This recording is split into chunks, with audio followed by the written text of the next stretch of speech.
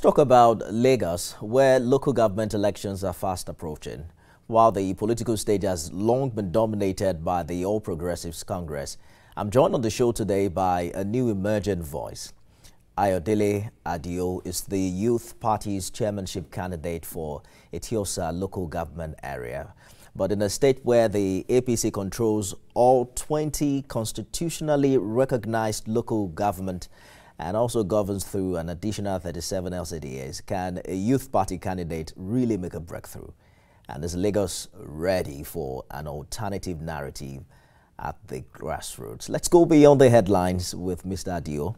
The last time we spoke, you were a resource person for reputation management and media services. So when you walked in this time, I didn't know exactly what to call you, whether honorable or what. Honorable or what happened? When did you make the switch? I mean, you're right. I'm just coming from another program where, you know, people were asking how the switch from being a reputation manager to politics. But I mean, as you know, I've always been in around the fringes of politics. I wrote several political columns for several newspapers, always offered political commentary, many on your TV station. So I've always been around the fringes of politics. And, you know, I thought it was not enough to speak truth to power or to offer alternative ideas. I think it was more honorable to throw myself in the ring and see how I can use these ideas and experience that I've gathered over the years to drive change, starting from a local government level, which I find so dear, because I believe that fundamentally change will happen at the local governments. And if we are able to drive reforms at a local level, then we have a blueprint that we can scale at a state and at a national level. And I believe that the reason that we struggle to solve many problems at the national level is because we have never found solutions at the local level. And the reason we never found solutions at the local level was because we never took local governance seriously. We never put forward our best 11 at local governments. Is largely ignored by not just the political elites, but even the citizenry who do not care so much about who governs them at the local level. And that's why I'm really and truly running, you know, to change that narrative. But you're omitting the reality that it's also usually an appendage of the powers that be, both at the federal and state level. Because Lagos, for instance, have historically been dominated by the APC. Yes. I'm wondering what makes you believe Eti-Osa is ready for a youth party-led administration. Well, I mean, first of all, your opening was brilliant. And you're probably the first TV anchor that has given that kind of opening, speaking to local government issues, when you clearly stated that 20 constitutionally recognized local governments and 37 LCDAs. And then you have to ask the question, maybe we have to put it through the AGF, Mr. Lateef Fagbemi, why we are still running illegal 37 LCDAs when there should be just 20 recognized local governments in Lagos. We also have to probe further to ask from where do the State Electoral Commission derive their powers to delineate wards and polling units in Lagos State that should be the exclusive purview, you know, of INEC, right? But having said that, to your, you know, more important question of whether Eti-Osa is ready for a youth party-led administration, what I can tell you for free is that Eti-Osa is tired, you know, of the mediocrity that has been served them over several years. Mediocrity so bad, so embarrassing, that we now have local governments that are so incapacitated, or to put it more bluntly, so incompetent to even collect waste, not to talk of implementing sensible and pragmatic waste management systems. It's gotten that bad. When you used to have local governments in Lagos in the 70s and 80s, that were embarking on huge infrastructural projects like the City Hall, transportation systems, and all of that, we have now descended to a point where we cannot even keep our environment clean.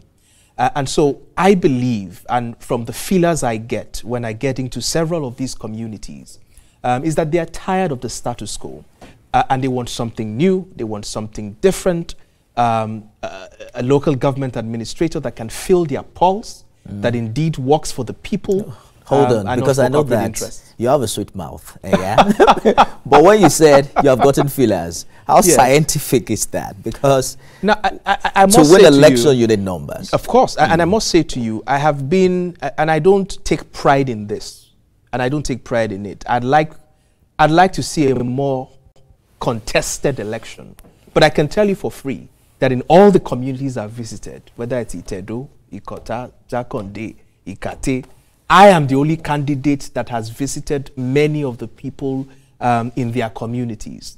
The incumbent doesn't care because they believe that, you know, the primary elections was already coronation ceremony, and when you get your ticket, you automatically become chairman of that local government. And so they do not bother visiting people in these communities to engage them, to understand what the problems are. Would you have known if they actually visit? Well, of course I would know, because they would tell you.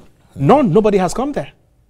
I can tell you that for free, that nobody is engaging people at the local level, right? And it saddens me because... But it's supposed to be a local government election. Yes. So the local people are supposed to be the ones you know, to be visited, right? That's what I'm saying. So you can't have an incumbent who are not even doing the work or the heavy lifting of trying to engage people in the communities.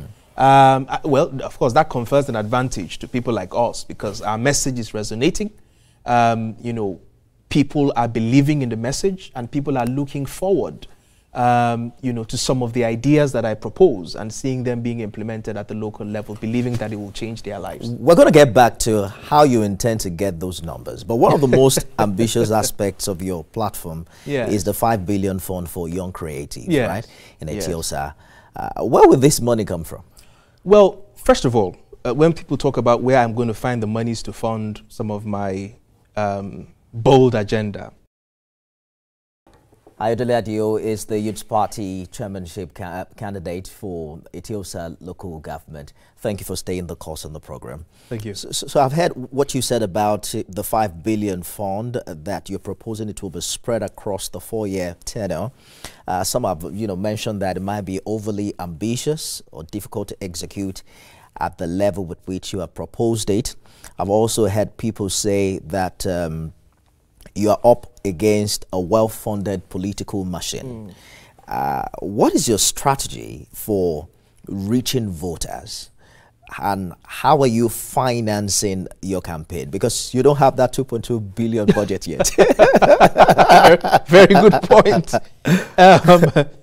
Well, to be honest with you, every time I'm asked this question about the size of my party against the behemoth that is the APC.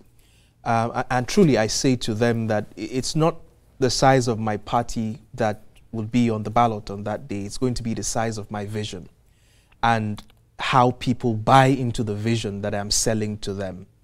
And I can tell you for free that that vision is resonating with a lot of people. But of course, you also have to be pragmatic as to what foils this entire campaign. And I must admit that it's not been easy, but we've had, you know, a bit of support here and there. You know, my political party typically is self-funded, where we put monthly contributions by party members every month, as is done in the United Kingdom. Why not just join the APC? Is it that difficult? I mean, instead of waiting on Adio, instead of waiting on Adio to run an election. Oh God, if I mean, you almost made me fall off my chair because I didn't see that coming. I mean, why not just join the APC? No, talking seriously, talking seriously. I struggle, really and truly. I struggle to join a party where they call for elections, primary elections on a Saturday, and they tell us to buy forms for that primary elections that will happen on Saturday. And on Tuesday, you receive a phone call that there is a candidate. I mean, that actually happened.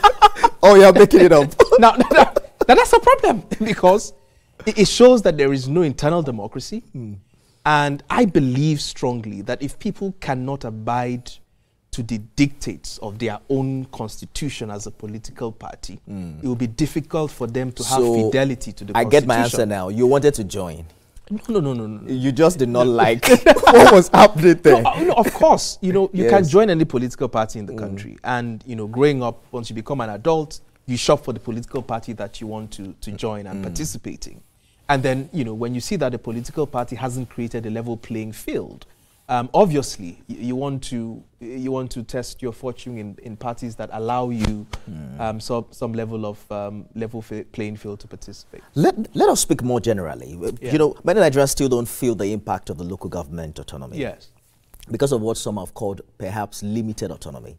Yes. So as chairmanship hopeful, how do you plan to navigate that challenge of the state governments often exerting control over local council funds and decisions, even though Lagos, you know, claims that doesn't happen? You have touched on a nerve. And this is a fight not for politicians like us who are running for office. I think it's a fight for residents across Lagos and residents across the country to fight so that the resources that accrues to your local government are used and spent by the people you elect to preside over those local governments. It's a fundamental issue. And I also quickly want to use this medium to plead with the Attorney General of the Federation, right? To wield the big stick evenly across the country. Because I see that he takes very strong stance, you know, in places like Osun, where he has advised for local government funds to be withheld from the state, except sanity is restored. I think the same thing applied in Rivers State before they went on a state of emergency. That same big stick should be wielded in places like Lagos, where the impunity of holding on to illegal 37 LCDs has continued, right? I'd like to see the Attorney General make a clear verbatim statement that only 20 local governments are recognized. After all, or maybe just make the local governments. After all, he was the one, of course, under the orders of Mr. President, who took 36 governors to the Supreme Court to demand autonomy for local governments. And if you looked at all of the reliefs that he sought, it wasn't just independence for local financial independence. There were issues that, Mr. Lateef Ademi sought from the Supreme Court that were granted, some of which included if there were breaches to Section 1 and 7 of the Constitution, where states failed to comply to the mandatory provisions of that Constitution, local government funds were going to be withheld from those states. He relied on that provision to withhold local government funds from Osun. And the same provision, Section 1, Schedule 1 of the Constitution, clearly lists the entire amount of local governments in this federation. And so if you breach that, funds are supposed to be withheld from that state.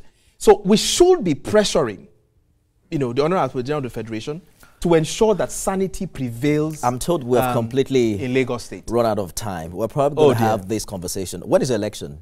It's 12th. It's the 12th of July. 12th of July. Yes. We'll probably have this conversation subsequently. Ayodele Adio, Youth Party Chairmanship Eti-Osa, is a friend of the house. We wish you all the best. Thank you. And thank you for coming. Thank you for having me.